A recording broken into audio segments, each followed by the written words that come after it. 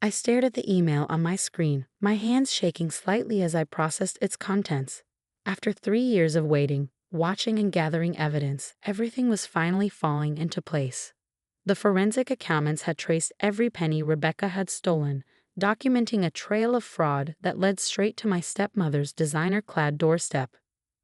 My name is Alexandra Chen, and at 34, I was about to expose the woman who had stolen not just millions from my father's company, but also his trust in his final days. Ms. Chen. My assistant's voice came through the intercom. Mr. Harrison is here with the final report. Send him in, Sarah. I replied, straightening my spine and smoothing down my blazer. James Harrison had been my father's corporate attorney for 20 years before Rebecca forced him out. Now he was my strongest ally in exposing the truth. He entered my office carrying a thick leather briefcase, his expression grim but satisfied. It's worse than we thought, Alex, he said, settling into the chair across from my desk. The numbers go back further than we initially suspected. She's been embezzling since before your father's diagnosis. I wasn't surprised. Rebecca had always been calculating. It's what had attracted my father to her in the first place. She was his CFO before she became his wife, joining Chen Industries during its expansion into international markets. I was just finishing business school when they married, and at first, I'd been happy for him. My mother had passed away when I was young, and Dad deserved to find love again. What a fool I'd been. Show me, I said, reaching for the report James was pulling from his briefcase. The numbers told a story that made my blood boil.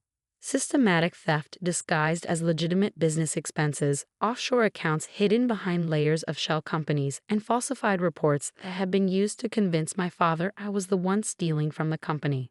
I remembered that day with painful clarity. I'd been working late, reviewing acquisition proposals in my office, when security appeared at my door.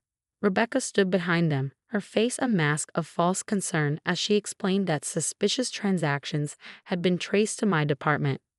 I'm so sorry, Robert, she told my father, who sat pale and weak in his wheelchair. But the evidence is clear. Alexandra has been embezzling funds for months. I tried to defend myself, to explain that the transactions were fabricated, but the cancer had left Dad too weak to investigate himself. He trusted Rebecca to handle the business while he focused on his treatment. And Rebecca, playing the role of devoted wife and steward of his legacy, used that trust to destroy me. I expected better from you, Dad had said, his voice barely a whisper. You're no longer welcome at Chen Industries or in this family. Those were the last words he ever spoke to me. He passed away 2 months later, leaving everything to Rebecca. The company, the family estate, even my mother's jewelry, all of it went to the woman who had orchestrated my downfall.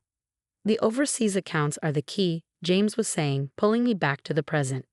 She thought she hidden them well, but she made mistakes, got sloppy with the transfers. I nodded, flipping through the report, and the board. They'll have no choice but to act once they see this. The evidence is irrefutable. I closed the folder, a plan forming in my mind. Schedule an emergency board meeting for tomorrow morning. Don't tell them why, just say it's urgent. James raised an eyebrow. You're ready to move on this? I've been ready for 3 years, I replied, standing to look out over the city skyline. She took everything from me, James, my father's trust, my place in the company, my reputation. Tomorrow, she learns what that cost her. After James left, I pulled up the surveillance photos my private investigators had gathered over the past year. Rebecca at luxury boutiques, spending money stolen from my father's company. Rebecca with her much younger boyfriend at exclusive resorts, living it up while my father's legacy crumbled. Rebecca at high society events, playing the grieving widow while systematically dismantling everything Dad had built. My phone buzzed. A text from my sister Jennifer. Are you sure about this? Once we start, there's no going back. Jennifer had been my rock through all of this. While I worked to gather evidence against Rebecca, she kept up appearances, staying close to our stepmother to monitor her activities. It couldn't have been easy, pretending to believe Rebecca's lies. But Jennifer had played her part perfectly. I'm sure, I texted back. Be ready for tomorrow. That evening, I went through my father's old files one last time. After being forced out of the company, I'd managed to copy key documents before security escorted me out. Hidden among routine business papers were notes about inconsistencies Dad had noticed before his illness. Questions about financial reports that Rebecca had smoothly explained away. He'd started to suspect something was wrong, but by then the cancer had progressed too far. Rebecca took advantage of his weakened state, using his trust in her to turn him against me. It was brilliant in a twisted way. By accusing me first, she diverted attention from her own theft. But she underestimated me. She thought that by destroying my relationship with Dad, by taking my inheritance and my place in the company, she'd broken me. Instead, she created an enemy with nothing left to lose and everything to prove. Tomorrow, Rebecca would learn exactly what that meant.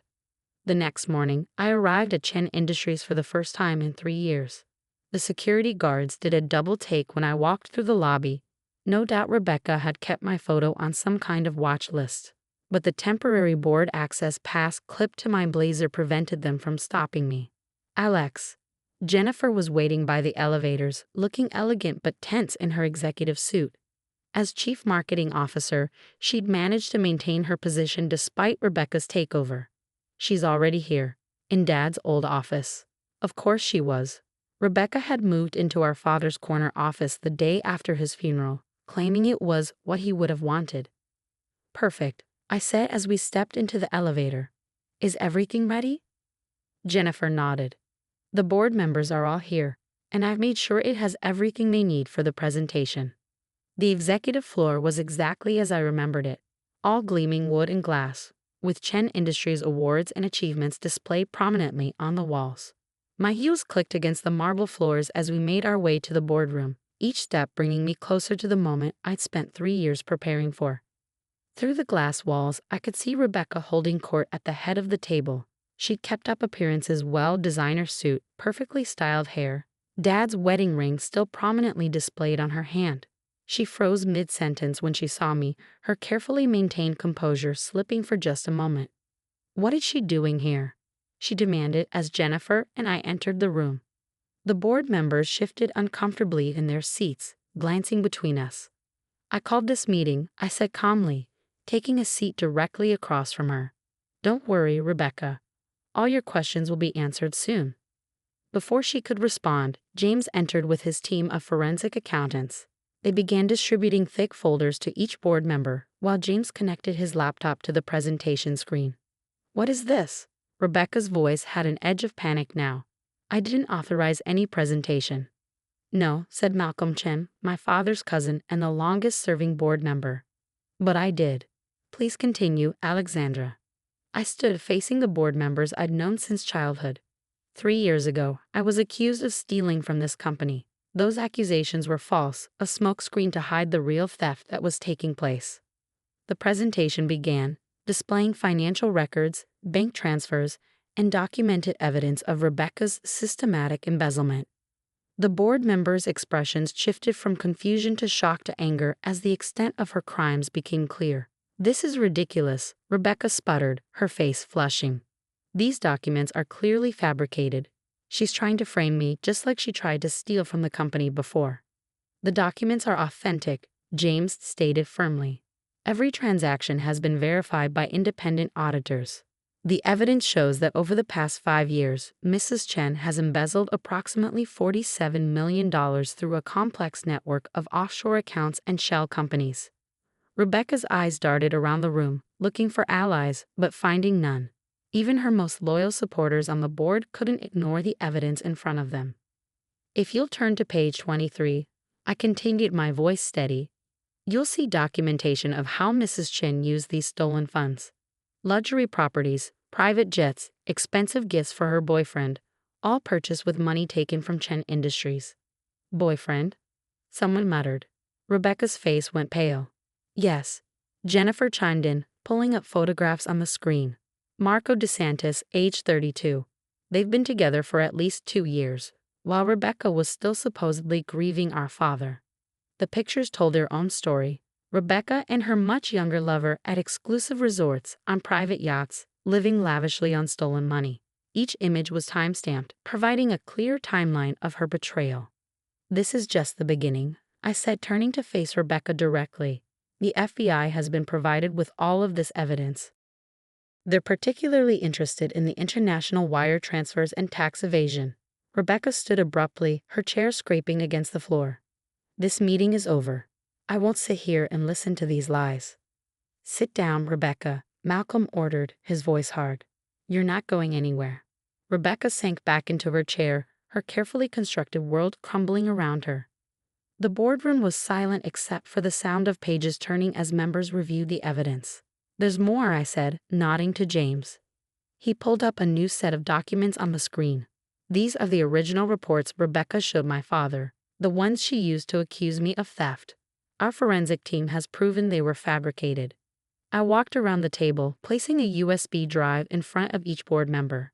"You'll find the complete analysis here, showing how she manipulated the data to frame me. She took advantage of my father's illness, knowing he was too weak to investigate properly." "How dare you?" Rebecca hissed, but her voice trembled. "Robert trusted me. He knew what you were." "Did he?" I turned to face her. "Or did you make sure he only saw what you wanted him to see? While you were destroying my relationship with him, you were systematically looting the company he spent his life building." Malcolm cleared his throat. "I've seen enough." As acting chairman of the board, I moved for an immediate vote of no confidence in Rebecca Chen's leadership. "All in favor?" Hands rose around the table. Rebecca watched, her face ashen, as her power was stripped away in seconds. "Furthermore," Malcolm continued, "I moved to reinstate Alexandra Chen to her rightful position as heir to Chen Industries, as per Robert's original succession plan before." He glanced at Rebecca with disgust. Certain influences changed his mind. The vote was unanimous. "You can't do this," Rebecca said, but her voice had lost its authority. "I'm his widow. I have rights." "Your rights," James interjected, "will be determined by the courts. The FBI is waiting downstairs to discuss your creative accounting practices." As if on cue, two agents appeared at the boardroom door. I watched as they led Rebecca away, her designer heels stumbling slightly on the polished floor. The woman who had seemed so powerful, so untouchable just hours ago, now looked small and desperate. "Wait," I called after her. She turned, hope flickering in her eyes. "I want you to have this." I handed her an envelope. Inside was a letter my father had written years ago, before Rebecca entered our lives. In it, he expressed his pride in me, his hopes for my future leadership of the company. She read it, her hands shaking. "He loved me," she whispered. "No," I replied softly. "He loved who you pretended to be. There's a difference." After she was gone, the board members filed out, leaving me alone with Jennifer and James. The three of us stood in silence, absorbing the magnitude of what had just happened. "Dad would be proud," Jennifer said, squeezing my hand. I nodded, walking to the window of what had once been our father's office. The city stretched out below, just as it had on countless evenings when I'd stood here with him, learning about the business he'd built from nothing. Over the next few weeks, the story dominated business news. Rebecca's arrest, the scope of her fraud, the dramatic boardroom confrontation. It was the kind of corporate scandal that journalists dream about. But I stayed focused on what mattered, rebuilding Chen Industries. The company had suffered under Rebecca's leadership, but the foundation my father built was strong. With the stolen funds recovered and proper management restored, we began to turn things around. 1 year later, I stood at the podium during our annual shareholders meeting, delivering news of record profits and expanding markets. The company wasn't just surviving, it was thriving. After the meeting, I found a letter in my office. It was from Rebecca, sent from federal prison where she was serving a 15-year sentence. She wrote of regret, of shame, of hoping for forgiveness. I didn't respond. Some betrayals go too deep for forgiveness. Instead, I focused on honoring my father's legacy. The photo of him that Rebecca had removed from the office was back in its place. Next to it, I added a new one. Dad and me at my college graduation, both of us smiling, full of hopes for the future. Jennifer joined me for dinner that evening at our favorite restaurant. As we shared a bottle of wine, she raised her glass in a toast. "To Dad," she said, "and to justice finally served." I clinked my glass against hers, thinking about everything that had led to this moment. Rebecca had thought she'd won, that she'd successfully stolen not just money, but my father's trust and my rightful place in the company. She never understood that some things can't be stolen, like the truth or the determination of a daughter to clear her name and protect her father's legacy. The company was back where it belonged, in the hands of those who would honor its founder's vision. And Rebecca, she had plenty of time to think about her choices from behind prison walls. Sometimes revenge isn't about destroying someone. It's about patiently waiting for justice to reveal the truth they tried to hide. As for me, I was just getting started. Chen Industries had a bright future ahead, and I intended to make my father proud.